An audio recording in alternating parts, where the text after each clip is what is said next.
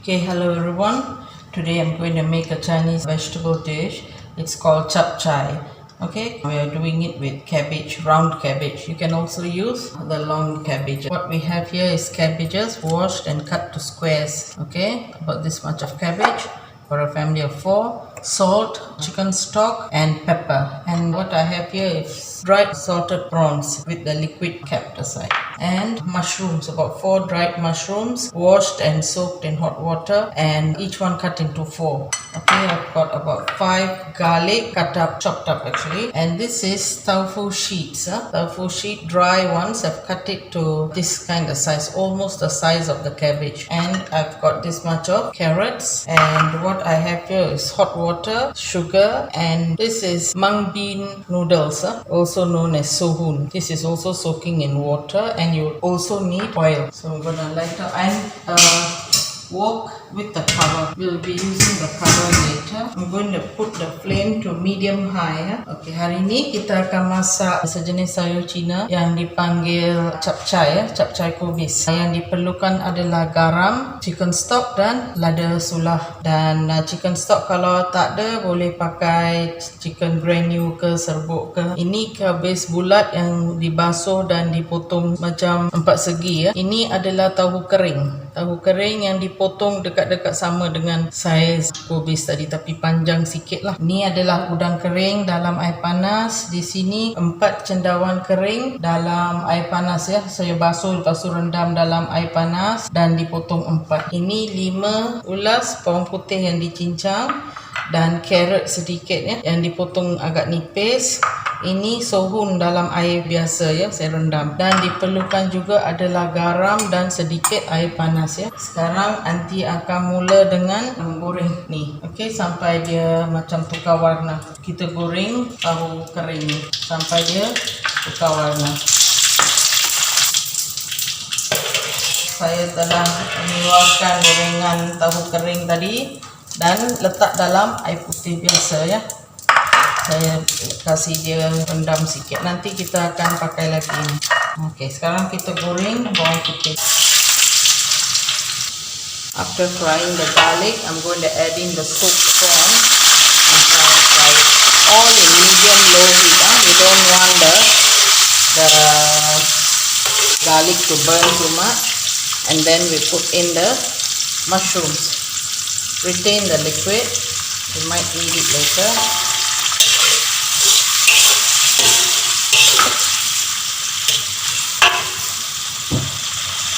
Saya masukkan tadi udang kering yang direndam tadi dengan cendawan kering. Masak seketika. Lepas tu kita masukkan carrot. Air cendawan tadi kita simpan dan air udang kering tadi pun kita simpan ya. Lepas ni kita masukkan kubis ke semua ni.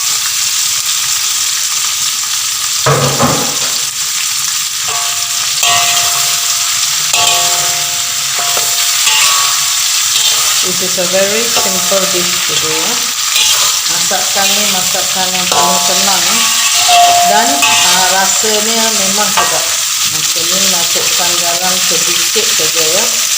Sebab dah ada udang kering, so saya pakai 1 teaspoon lepeh. Dan last sekali nanti akan masukkan chicken stock pekat ya.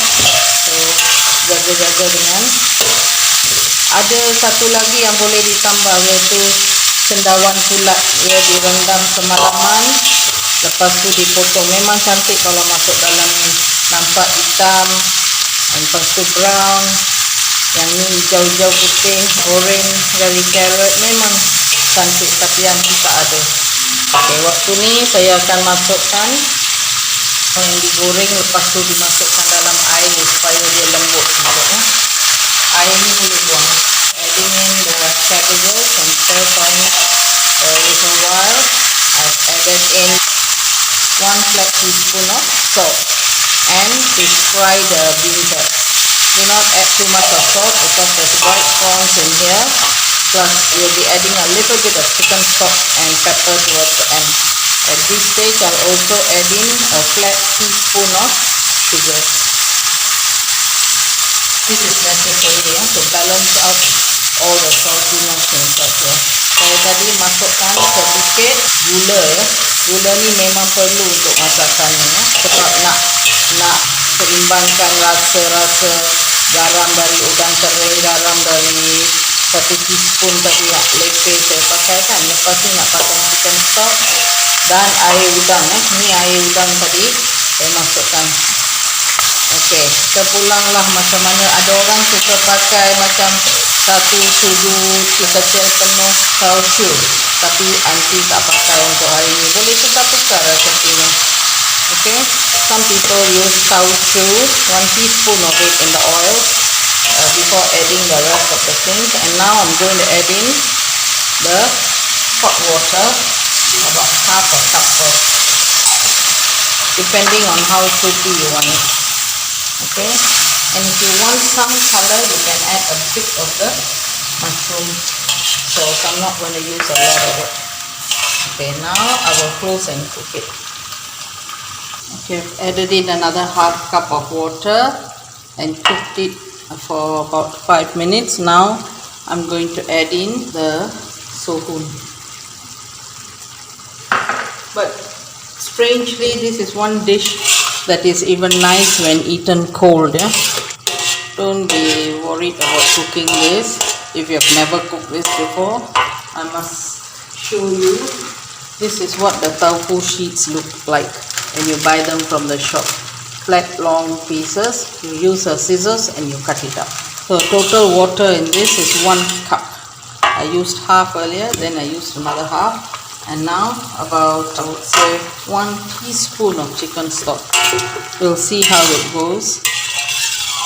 Ini adalah satu masakan yang sedap walaupun dimakan sejuk ya. Sedap. Tahu keping tadi saya dah tunjuk ya. Dia lepeh-lepeh dan gunakan gunting untuk potong dia ya. Aunty tutup sekejap dan sebelum angkat masukkan lada sula. Sekarang aunty akan rasa ya, macam mana rasa dia. Perlu tak tambah lagi garam ke? Pada aunty cukup, semua dah cukup. Sekarang saya tambah sedikit lada sula dan akan mengeluarkannya ya. Boleh hidangkan. I've just tasted it. The taste is just perfect. And I'm going to dish it up. I've added a bit of white pepper just now. Always add it at the end so that the taste is there. White pepper has got a distinct taste. Let that taste be there.